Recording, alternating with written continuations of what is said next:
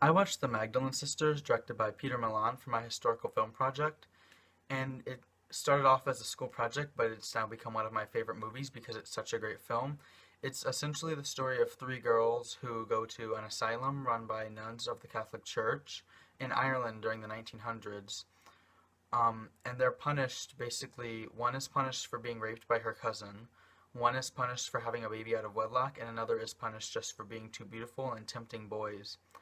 And they endure plenty of hardship and torture basically in this asylum and eventually escape, and that's what the movie's about. There's a few quotes at the beginning of the movie that really caught my attention and kind of set the tone for the rest of the movie. The first of them being when Rose is having her baby taken from her, and the man says that if he wasn't taken from her, he would be rejected and scorned by all decent members of society for being a baby born out of wedlock. And that kind of caught my attention because you don't think of a decent member of society rejecting and scorning someone, especially a little baby who hasn't done anything besides he's been born. And I mean, it wasn't his choice to be born out of wedlock, so that doesn't even make much sense.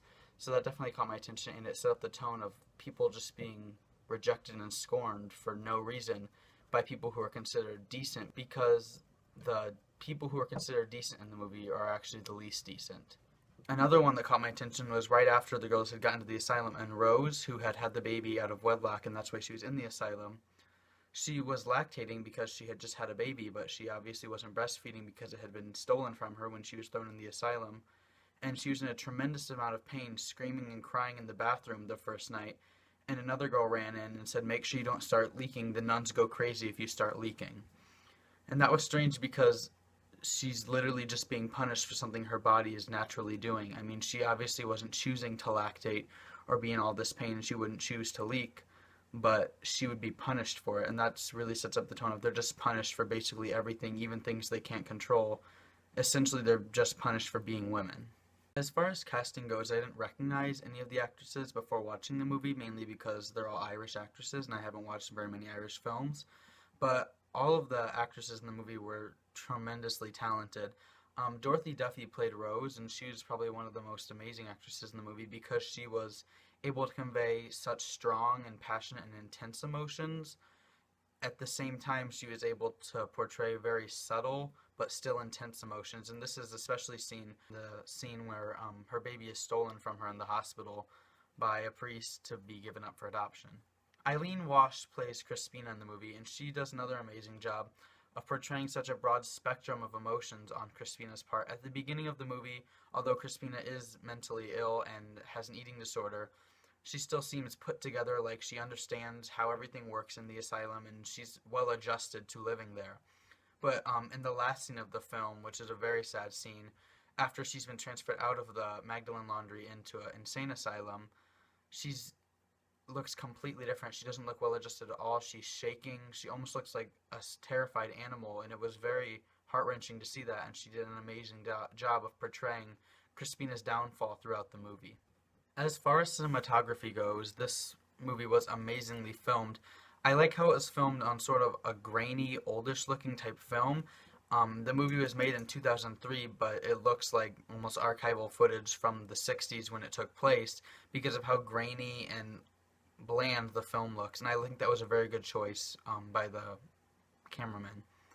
I also think there are a couple of interesting scenes based on the camera work. In one scene, towards the beginning of the movie, a nun is shoving money into a sewing box, basically, and the camera refocuses and then it shows a crucifix right next to the money. And that was very subtle, but it kind of set up the association between money and the church because the Magdalene laundries weren't really to reform women. They were basically a way to make money because they made money doing the laundry from slave labor from the women who they were punishing. And that kind of set that up in a very subtle yet powerful way, and I really liked how they did that. I also think one decision that the directors made was a risky decision, but I think it was a very good decision. In one particularly powerful scene, all the women in one bunk of the asylum are lined up completely naked, and the nuns in charge of this basically stand there and mock them. They say this person's the fattest, this person's the hairiest, and they just basically shame these women for their bodies. And that was a particularly powerful scene because in all the other scenes where they're being tortured, basically, they at least have a reason they're doing it. It's almost never a good reason. It could be something as simple as talking while they're doing laundry, but it's at least they're punishing them for an action. And here they're literally just punishing them for who they are. They're just punishing them for their bodies for being women. And that was probably the most upsetting scene. And I had assumed, because this movie isn't completely based on a true story, just true events, that this didn't actually happen. But there's an interview with someone who was in a Magdalene laundry who describes this happening, and that was particularly powerful. They used to line us up every Saturday night, and they used to make us strip naked for them.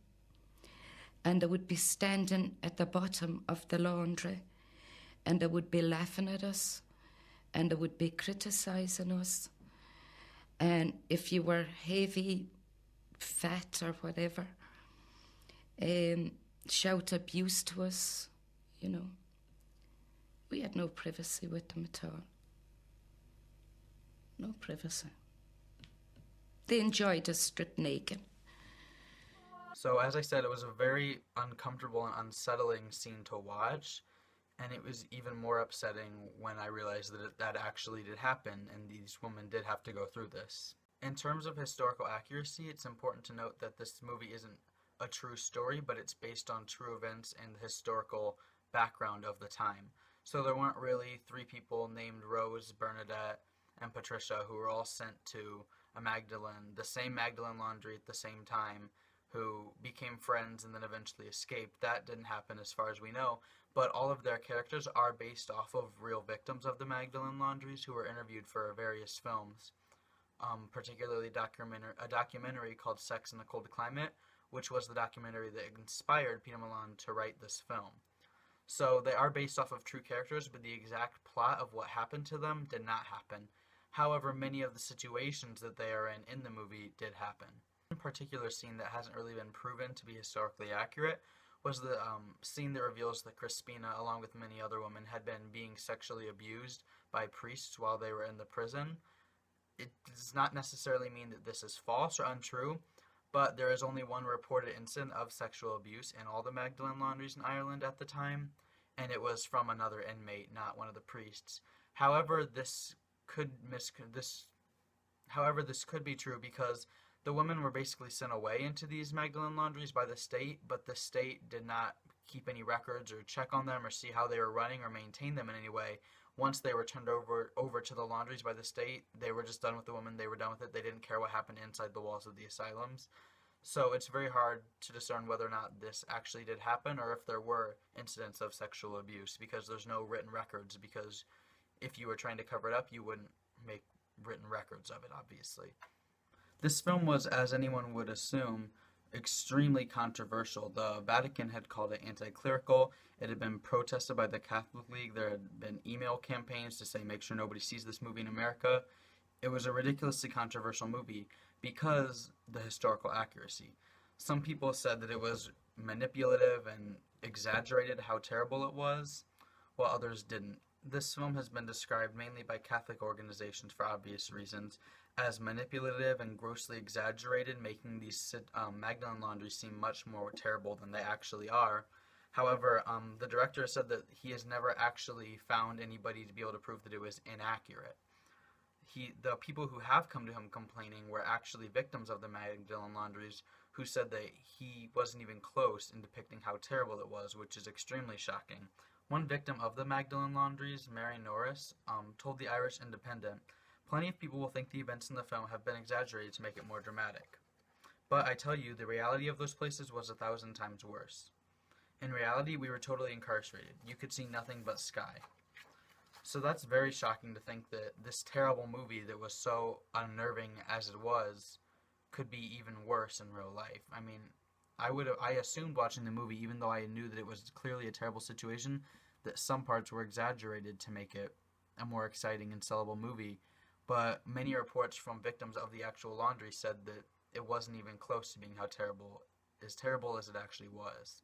This film did have a very big effect on people understanding what happened in the Magdalene laundries. 1 in 4 citizens of Ireland saw the movie in theaters, which is a staggering number to think 25% of a population would see a movie, but it clearly was a very powerful and moving movie. The Irish government has issued an apology to the victims of the Magdalene laundries, but most of the women say, an apology is nothing. We want the 40 years of our lives that we spent being slaves in an asylum, washing laundry so the Catholic Church could make money. That's what we want back, not an apology.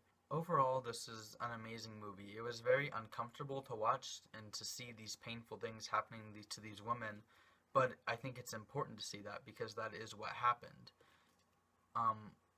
It's definitely opened my eyes, as I'm sure it has many people, to the Magdalene laundry debates because before I saw this movie, I had never even heard of that. I would have no idea what a Magdalene laundry was, and it's been described as the Irish Holocaust because there were so many victims of it, and they essentially really did nothing wrong to deserve any of their punishment.